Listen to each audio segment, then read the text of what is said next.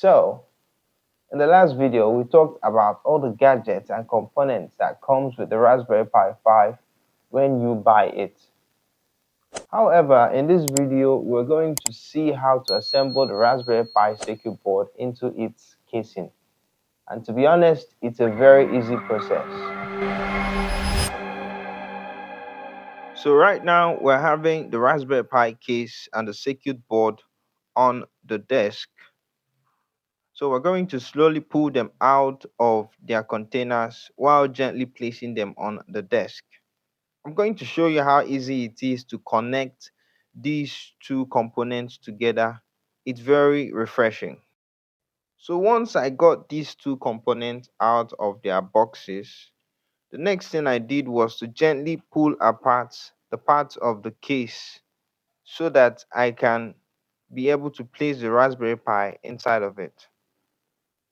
When you pull it out, you'd notice a little envelope, and in that envelope contains the heatsink, which is to be placed on top of the processor of the Raspberry Pi circuit board, and then an outer wear case for the foot of the case.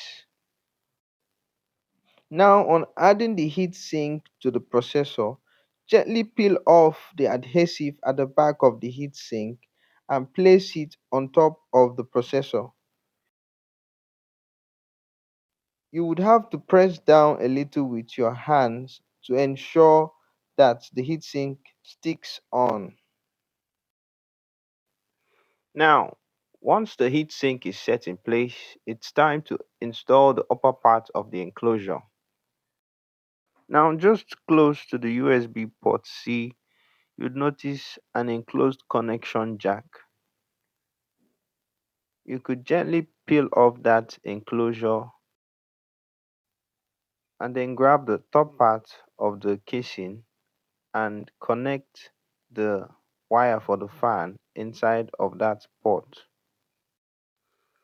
Once you're done with this, you can then grab the bottom part of the casing and then snap the whole enclosure together.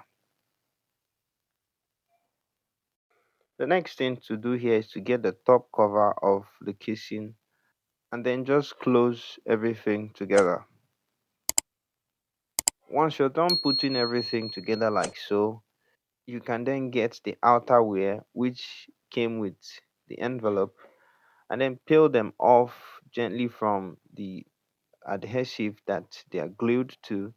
Then you can gently place them on the bottom of the Raspberry Pi casing. Once we're done setting all of this up, the next thing to do is to power on this machine just to make sure everything works. So simply connect the USB port C to electricity and then plug in the charger into the Raspberry Pi. Once you've done this, just click once on the power button and the machine immediately starts booting.